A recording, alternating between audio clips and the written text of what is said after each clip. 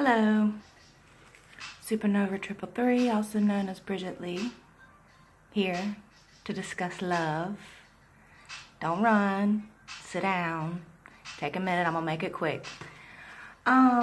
We are exiting the Mercury Retrograde, and I'm not gonna get too technical, but we're moving into, Scorpio's moving, or the moon is moving into Scorpio. I'm just going to leave it alone. If you are a Scorpio or you know anything about the Scorpio's tendencies, then you're with me on this reading. If not, just go do some playground activities, because this is for the grown folks. The first card I pulled is Venus. And this is where it's carrying me. Beautiful Roman goddess of love, Venus possesses alluring magic that brings forth passion and romance. Venus is often depicted on a shell rising up from sea foam. Her son Cupid frequently accompanies her. Rose petals and the love represents her intoxicating presence between lovers. She has sprinkled her magic your way and sings to you. Love is in the air. Embrace the magic of Venus. Please. Get over all these obsessive infatuations. Get over all the broken hearts. Get over all the unrequited love that we've been through in the past. And get over your delusion of what love is supposed to be. Understand that outside of that hardened heart that we've created, there is romance, there is love, that dating and courting that I don't do much of. There is that sexual chemistry in this world, because we are all energy. We are all moving fragments of bits of energy. And chemistry is what? All right, we got lovers, we got flirting, we've got desire, we have nostalgia, we can be dreamy and alluring, you can be in love, okay, with yourself. Thought I was talking about somebody else, didn't you? No. You can have all of that with yourself. Okay? Because if you don't have it with yourself, even an imagination of how you want your sexual experience to be in love, if you can't do that for yourself, you can't do it for anybody else. Just like any other characteristic, any other trait that you want or quality that you want in life, you have to possess that quality first. The next card is the Revelation card, and I thought that this was very, very profound, being that we have romance here, our revelation here, which is complete balance. You see, you have the sun and the moon, and this is just a confirmation card, and it's confirming that through this romance, and then we'll talk about the sadness after, through both of those, there is balance. Okay? It doesn't have to be sway one way or the other way. You can find balance in that love, romance, and then the sadness and the heartache. That goes with the romance. It goes along with it. It's a part of it. That's life. Okay? But I'm going to read the confirmation card, so you don't just take my word. And I love these cards. Love them. Confirmation, the revelation, it's a non-duality card. The Zen Light Revelation card is a sacred talisman of non-duality, a positive and negative are two sides of the whole, yin and yang. The card contains both positive and negative energy. While simultaneously neutralizing both, it is a consciousness-raising card which requires mindfulness. The floating four feathers released are emblematic of natural support of the spirit realm covering the four corners of the universe. Reading this card in a spread is always a very personal experience and requires meditative contemplation. And I'm so glad that that word meditative contemplation came up, because now I'm going to try to get this before the sun rises. If you are listening and can take the time in the first 20 minutes of the sunrise to meditate, to clear your mind, to breathe consciously through your stomach, not your chest, and to receive the answers that you're looking for whatever it is that you have going on. Try it. Do it. Make it a habit. I know it's tough. A lot of folks aren't morning people. But you can get so much clarity outside of all this ruckus around you. All the people in your ear trying to tell you about yourself. And that few minutes in the morning of meditation doesn't just have to be in the morning. If you're not a morning person, take 15 minutes in the middle of the day or in the evening or whenever you have the time to listen. Don't ask for anything. Just listen and allow your inner divine voice to speak to you. Your higher self is in there screaming to get out. Okay? Now, with love, with meditation, with balance, with life comes sadness. And this card says, if I can find it, the Inuit sea goddess Sedna lives at the bottom of the ocean. In a terrible battle caused by her wicked birdman husband, her fingers were cut off. From each knuckle, whales, seals, fish, and walruses emerged. Although Sedna can be moody, she expresses her grief in creativity and new life. Her salty tears are symbolic of clearing and cleansing like tides. Sedna comes to teach you to release the old pains stored in your physical and emotional body. Her Malamute dog companion symbolizes making friends with ourselves. Sedna recognizes your sadness and loss in life. Through these seasons of loss, new creations spring forth. Okay, a lot of times our tears in front of others are manipulative. I'm not talking about those tears. I'm talking about the soul cleansing tears that come from deep within that you don't want nobody to see these tears.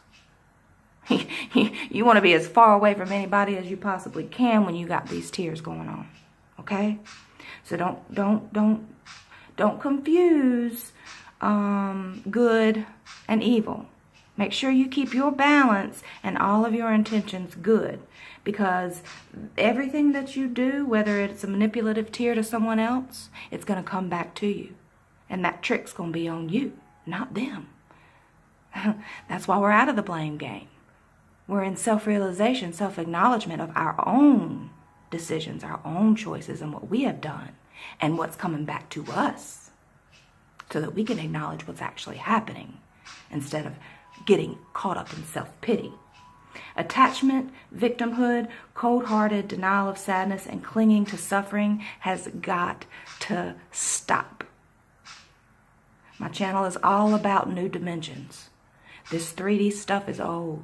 We are in a time of awakening, and we are able to use every piece of information that we have to better our future. Okay? You can cry, but it doesn't have to be in front of anybody, or it can be in front of somebody if that's what it takes to get it out of you. Just don't let it be manipulative. Okay? Grieve. Understand that loss is real. Sadness is real. Letting go is real. You have to do those things. And in order to heal, you have to have that emotional cleansing. You have to be able to mourn the losses, feel that sorrow of whatever it is that you were used to in the past that made you feel good that you don't have anymore. Be it a person, a place, or a thing. You have to release it. You have to release those things. And I said I was going to make this quick, so I'm not going to keep on and on and on. But my bottom card,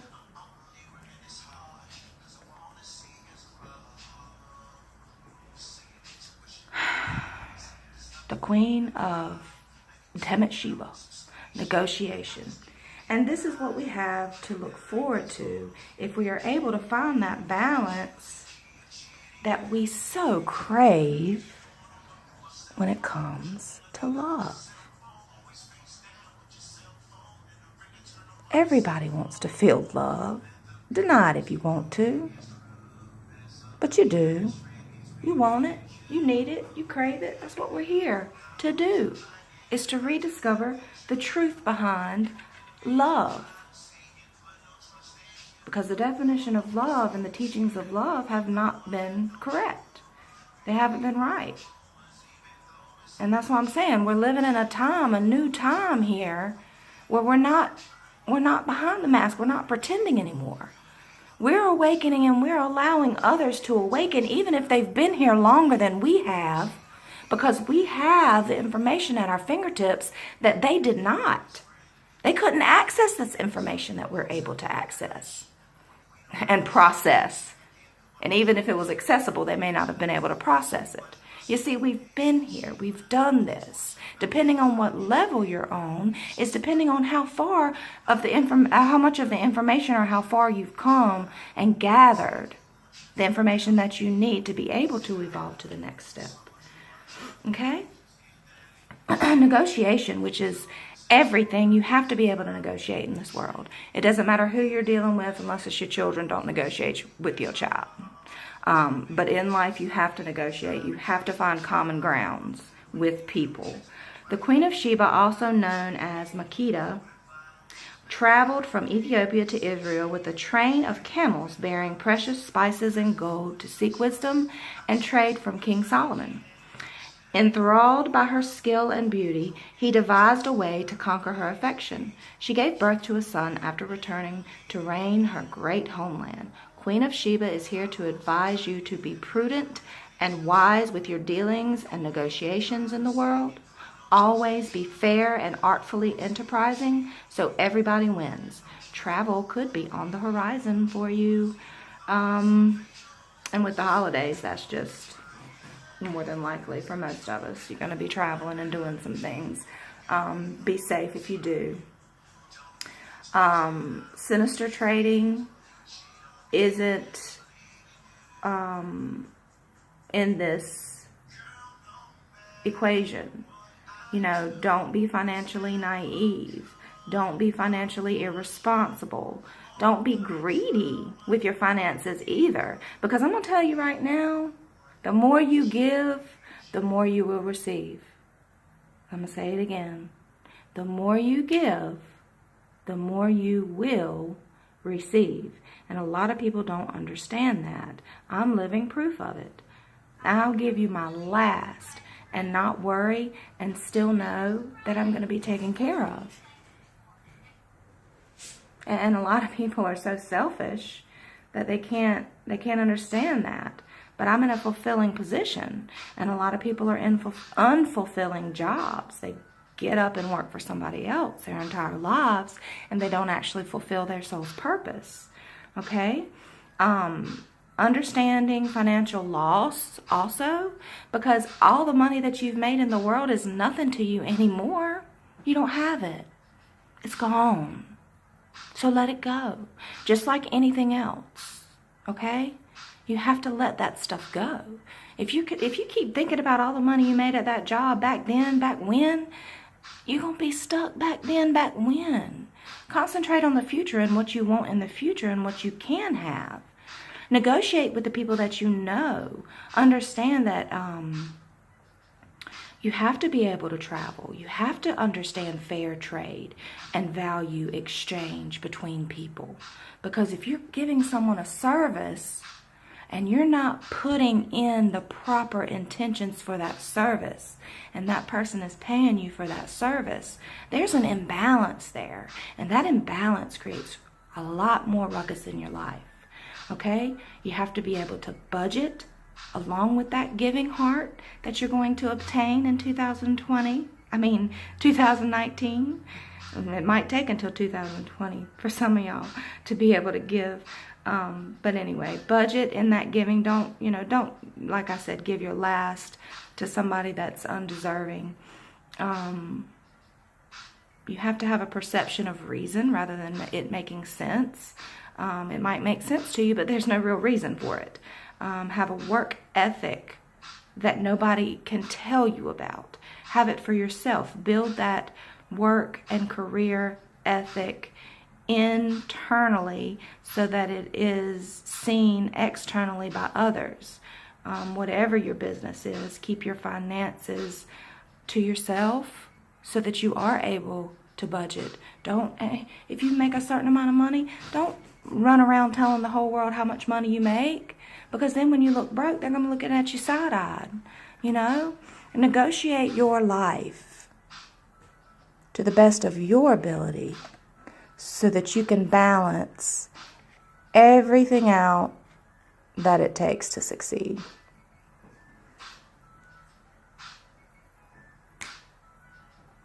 And that is my message for today. Have a good one, y'all. Peace.